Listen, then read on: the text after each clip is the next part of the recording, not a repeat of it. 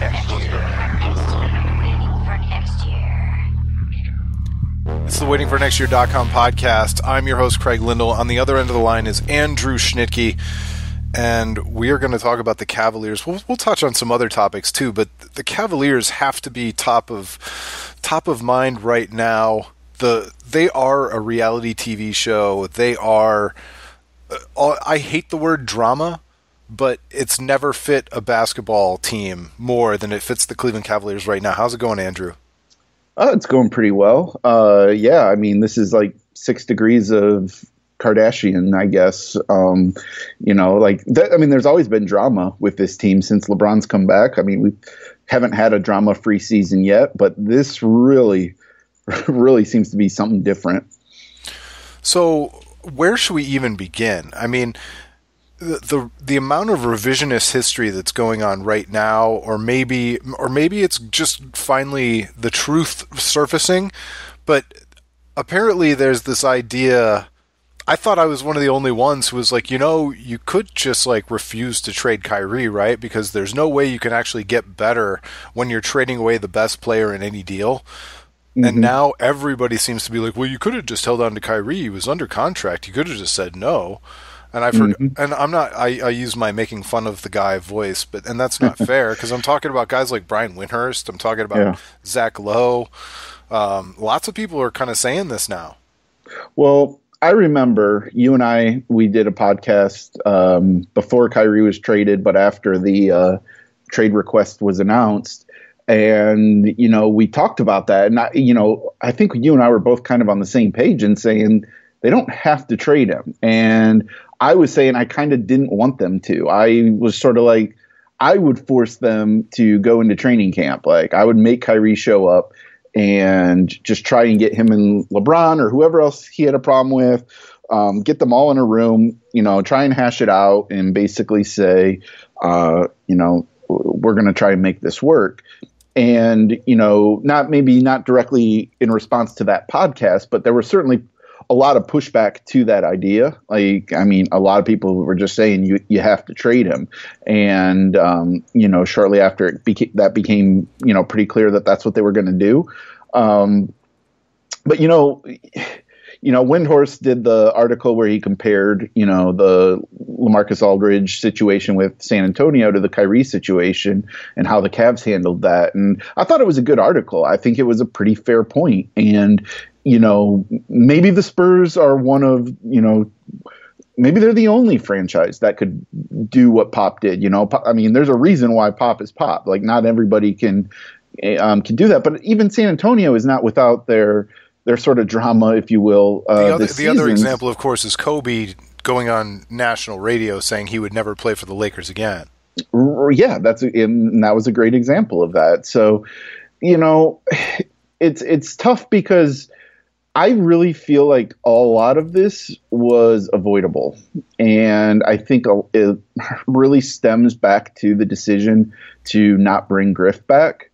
And that's what's really frustrating to me because I don't think this situation would be where we're at right now if Griff was still here. And that may not be totally fair to Koby Altman, but, he might turn out to be a perfectly fine front office executive. He might be a great GM. I'm not saying anything about that. But what I am saying is this is a lot to deal with for a rookie GM to suddenly... Hold on a second, Andrew, because you're right.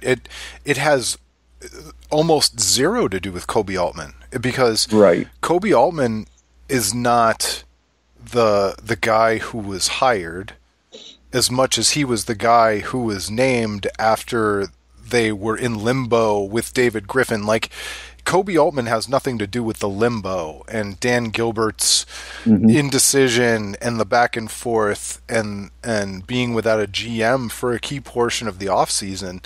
So I'm with you. And to be fair again to Koby, it wasn't Koby who tried to trade Kyrie.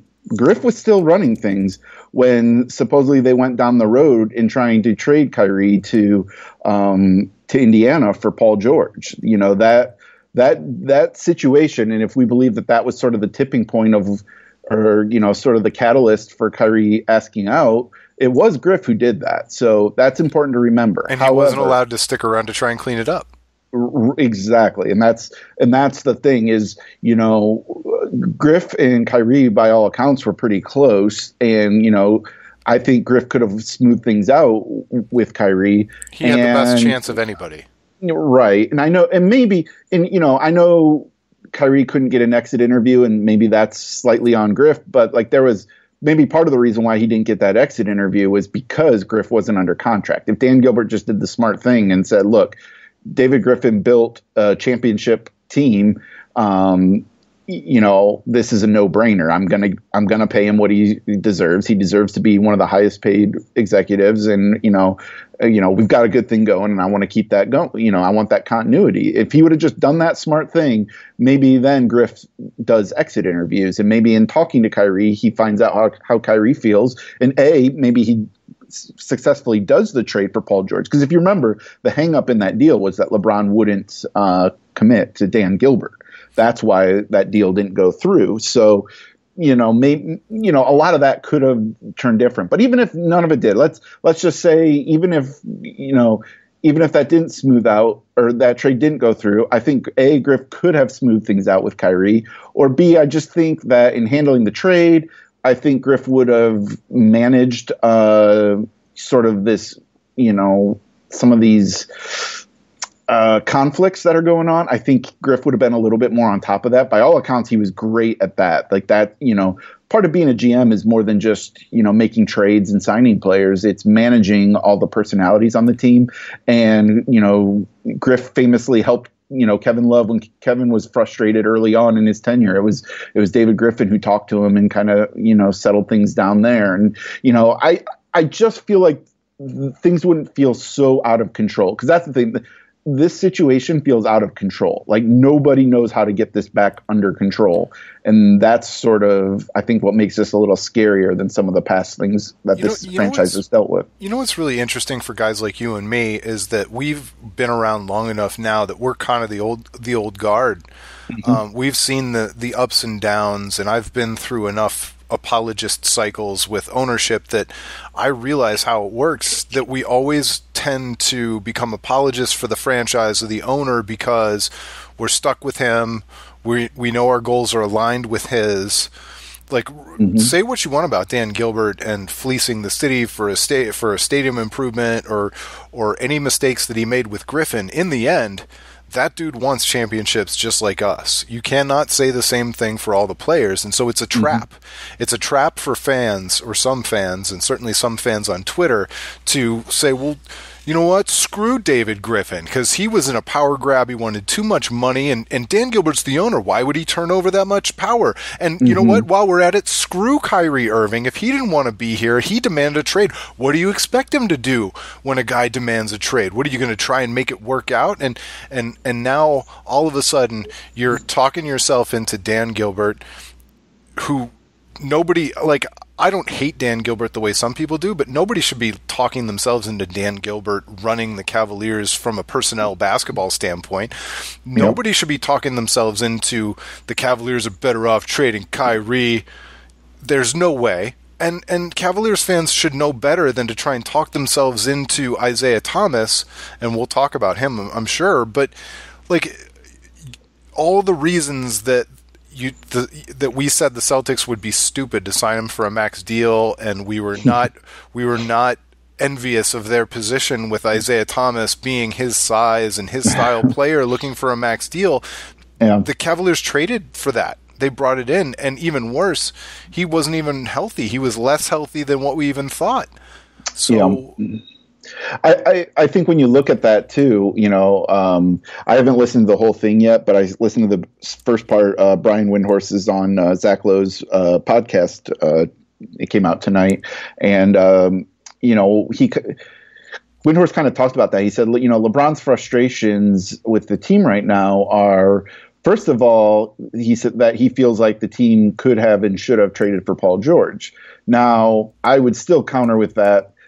LeBron is under no obligation to commit. I understand that, but it's, he could have made things a lot easier. If he could have just said, you know what? Yeah, I'm going to resign, or I'm going to stay. And, hell, he didn't even have to follow through on that if he didn't want to, but he could have helped facilitate that perhaps a little bit. But the second thing that Windhorst said that I thought was interesting, because it was the first time I really heard that, is that LeBron was actually frustrated a little bit that the Cavs didn't back out of the deal. That once if you remember, going back to that deal, we had that 3-day holdup where after the Cavs looked at Isaiah, where they kind of were trying to get more compensation out of the deal. And LeBron kind of felt like they should have backed out of the deal at that point. Once they saw that Isaiah wasn't going to be the same thing that he was with Boston. And now we're kind of seeing that play out. Now, I'm it's not that I don't trust Bryant on this, but like that's the first I've ever heard of this, that LeBron felt that way. So this could be a little bit of, okay, now that we've seen it for however many games Isaiah's played, 10 or whatever, it could be a little bit of revisionist history and saying, man, clearly we should have done this. Because everybody was saying the right thing the whole time while we were waiting for Isaiah to come back. There were stories about how he was a leader, on the bench, even though he wasn't playing, he was a vocal guy. And, everybody was just really saying all the right things and being excited about it. But to your point, like, did you ever talk yourself into Isaiah Thomas, by the way? I had to. Yeah. I as a fan, I didn't have a choice. Like, I didn't know how else to process the Kyrie trade. Like, losing Kyrie was so traumatic to me as a Cavs fan, as a Kyrie fan. It was really hard though, especially as our good friend Chris Clem on his podcast always called him Isaiah Thomas the Lesser. Yeah. And I kind of enjoyed that. I got addicted to that. And then when we had to kind of embrace this guy, to be fair, his story is easy to embrace. But once you start to see him mix in and the rumors of him like causing waves and calling out Kevin Love, it gets it's a lot harder. And you sort of see the reality of, like, I'm guilty of it as well. Like, how much we waved off, like, well, yeah, he's not going to help defensively. And that was a pretty flippant way of looking at it when you consider just how bad he really is defensively. And I'm not saying it's purely an effort thing or anything like that. It's just his size. When you're 5'9", like. But I will go to my deathbed saying that Kyrie Irving was all effort and he could play defense and did play defense when he felt like it. Yeah, I mean, well, we've seen it in spurts with Boston this year. We saw it in spurts, in the finals. Kyrie had some great games in the finals defensively, shadowing Steph Curry. Yep. I felt he did better than anybody else on the team at shadowing Steph, particularly when the Cavs made the comeback. Except Kevin Love. Well, obviously, but and so, but. I had to talk myself. I just didn't know how else to look at it. It's like you wanted to hope for the best, I guess. And we're just seeing that, boy, it just sure doesn't look like we're going to get anything even close to what we were hoping out of this. Let's talk about LeBron for a second, because you brought him up and his responsibility and the fact that he doesn't have a responsibility to the Cavaliers to give them any semblance of an idea of what he's going to do. It's free agency. He's got the right to do it. And first of all, LeBron's worth it. I'm never going to complain about it. Certainly not having been through the ups and downs with LeBron the way we have. But at a certain point, like, as the most powerful, if not most talented player in the NBA, the most dominant power broker in all of sports, potentially, maybe even more powerful than Tom Brady, he doesn't get to just sit back and say, well, impress me. Well, he doesn't get to be the king on the throne with the jester out in front going, well, impress me.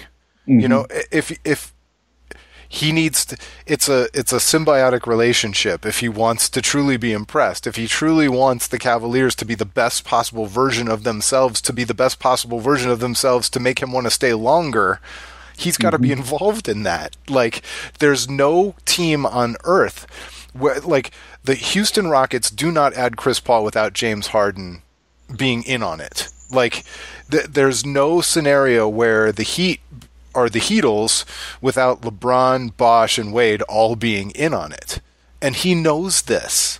And so for him to sit back, it's his right. He can do it. And as a Cavs fan, like, I guess I understand and support his right to do it.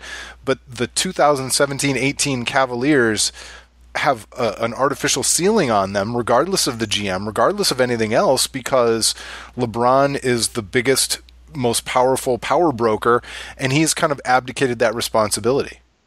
Well, I guess here's what I would say to that. I don't really disagree with what you're saying at all. However, when you want LeBron to be on your team and play for your franchise, that's kind of what you're going to get. And I agree with that too, by the way. It would be the easiest thing in the world to say, well, obviously he does this because he doesn't trust Dan Gilbert because of the letter and the way things happened. And that's an easy way to just say, yeah, this makes sense. But I think it's a little bit deeper than that, because LeBron was this way in Miami as well. And, Pat Riley was quite famously, felt pretty miffed about, the fact that he couldn't talk to LeBron, that LeBron wouldn't talk to him about what he really wanted, and that was them drafting, the kid out of UConn that they drafted in order to try to please LeBron. His name doesn't matter. We all remember. I'm with you. And Justice Winslow? No, it wasn't Winslow. It was the UConn guy. Wow. Anyways, I mean, he did that. They made a couple moves, just basically guessing at what LeBron wanted. And later, when LeBron ended up leaving and coming back to Cleveland, and Riley was kind of upset about that, and kind of said, hinted later that, look, we would have done things differently if LeBron would have just told us what he was doing, or if we would have had an idea. So they've gone through this before. LeBron, are you sure it wasn't Justice Winslow? It wasn't, because he went to Miami. Justice Winslow went to Miami. It was the UConn guy who. I'm going to draw. I can't believe I can't think of his name. I don't even know if he's in the league anymore, to be honest. Well, no, but I'm looking at the Heat draft history, and this was somebody they would have drafted in what? 2000 Shabazz Napier. Oh, he doesn't even show up in their list. That's weird. Well, because I think maybe he wasn't drafted there. Maybe they traded for him on draft night. That might have been the situation. Whatever the case was, they did it to try to get. They were basically because LeBron. Yes. He was drafted 24th by the Hornets, and he was traded to the Miami Heat on draft night. Okay. Yeah. And he, it was a guy that LeBron had tweeted about and was really hyped on, and said, if I was a GM, that's the guy I would get. And, they went and did that. And, even go back to LeBron's first stint in Cleveland, there was always a little bit of frustration that they couldn't get answers out of LeBron on what he wanted them to do. There was a lot of, just tell us what you want us to do and we'll do it. But I agree with you. It's his MO.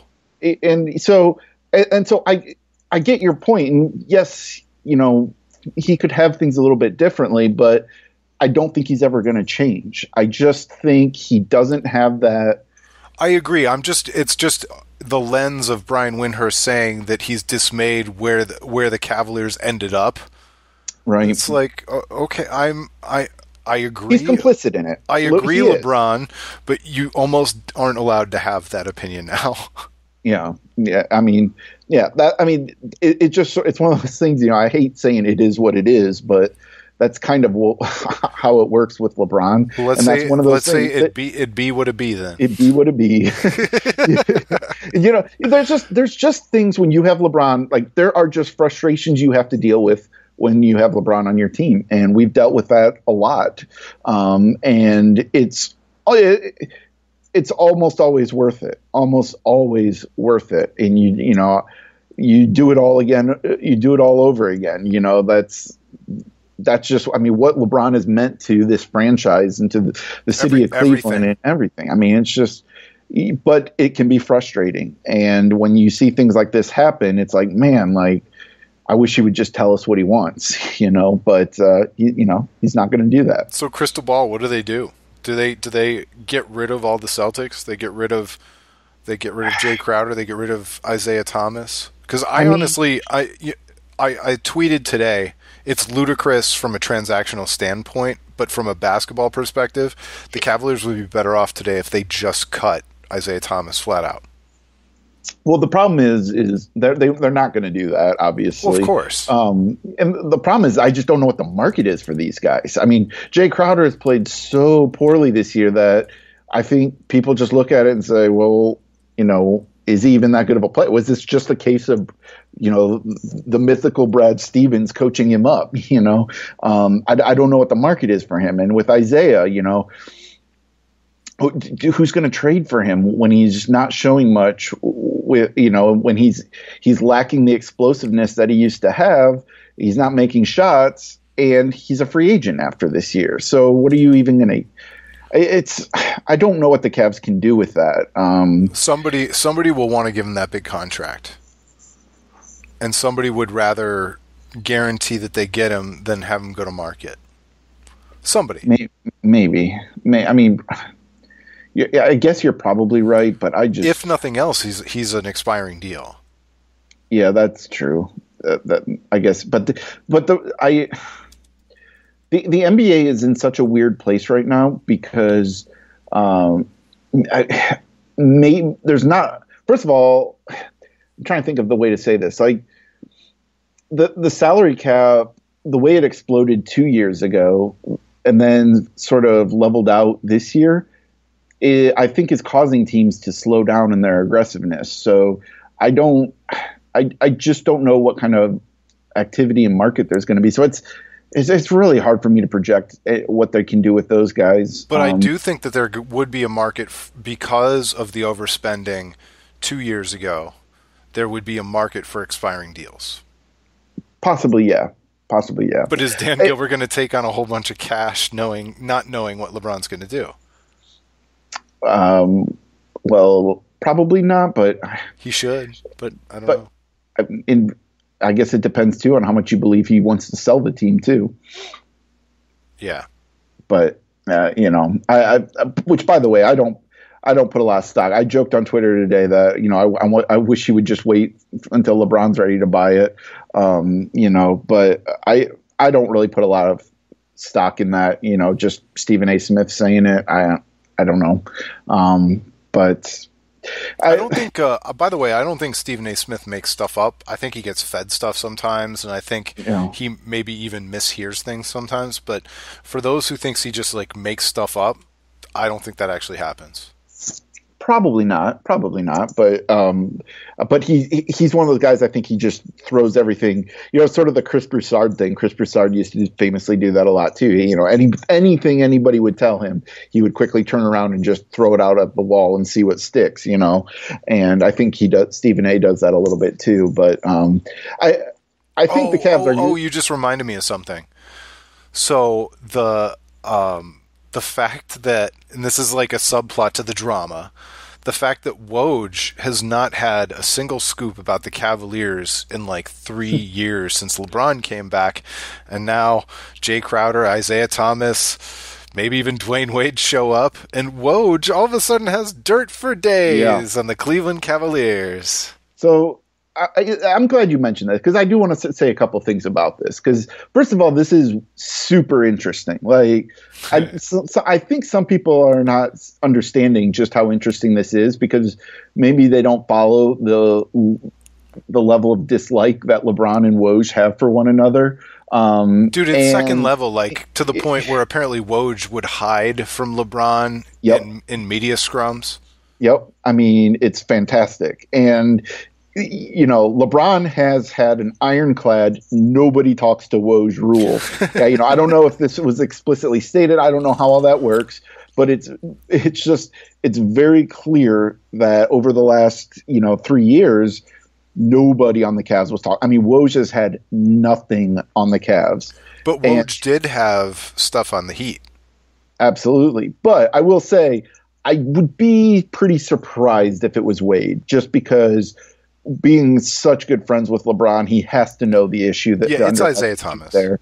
And so you're down to Derrick Rose, Isaiah Thomas, Jay Crowder, Jeff Green. Like, those are probably the guys. It's Isaiah Thomas, and it has to be Isaiah. And in my opinion, and here's why I think this is kind of interesting too, is because, but beyond my opinion, it's definitely Isaiah Thomas. The way Woj reported this was very one-sided. This was all about Kevin Love, right? That's the way he reported it. This was everybody ganging up on Kevin Love. And now as Windhorse has started to talk about it and get some reports, and Zach Lowe talked about some things he's heard, it's clear like now these guys are talking to other people, and it's for the Cavs, it's kind of like, okay, well, this story's out, we'll talk to other people. Now we find out, well, it wasn't just Kevin Love. That it might have started with Kevin Love, but it was a lot of people, being talked about and had fingers pointed at. And it sounds like it was accountability 101. Yeah. And so what's interesting about that, though, is that to me, if the fact that it came out the way it did from Woj makes me think even more that it was Isaiah Thomas. Because I think it could be framing a little bit of Isaiah against everybody else, and or Kevin Love against everybody else. And I just feel like this kind of lends credence to it being Isaiah. And I find this a really interesting subplot to this whole thing, because I feel like telling this to Woj is breaking a serious code of LeBron's team, and LeBron was very clearly not happy about it the next day. You broke the bro code. Yeah, exactly. The bro Woj code. And the next day when they tried to ask LeBron about it, he just said, I don't want to talk about it. And he was very upset. Kevin Love said, I kind of wish this would have just stayed between us. I'm not very happy that, it got out. And it just sort of seems like it was Isaiah. And that's very troubling. If you were trying to view this in the most rosiest picture possible, it just doesn't look good. So, but hey, I mean, Isaiah tweeted at Kevin Love his congratulations, and Kevin sent him back a thanks, brother. So maybe they're good. All right, let's take a quick break. I'm going to tell everybody about our YouTube struggles. Then we'll keep going, and maybe we'll break it into another podcast, because I feel like the Cavaliers talk was one podcast all itself. And I'll make sure that we covered the Cavaliers the way you wanted to. But for those who aren't aware, we're in a slight battle against time with YouTube. YouTube changed the deal. It used to be you only had to have 10,000 minutes watched or something like that in order to monetize. And we don't make a lot of money from YouTube. We don't make a lot of money from anything anymore. But we're still trying to keep the lights on. I don't know if you know this about us. Any podcast sponsors, let us know. But we're still trying to keep the lights on at this place. And we've been working to build YouTube a little bit, and we've enjoyed doing it, and we want to keep doing it. But if we can't even make pennies and dollars occasionally, it's really hard to do it. So they changed the rules. We now need 1,000 subscribers. We started the week or 2 weeks last week with 161 or 162. And you guys have been absolutely incredible. You've responded. As I'm talking right now, we are at 725.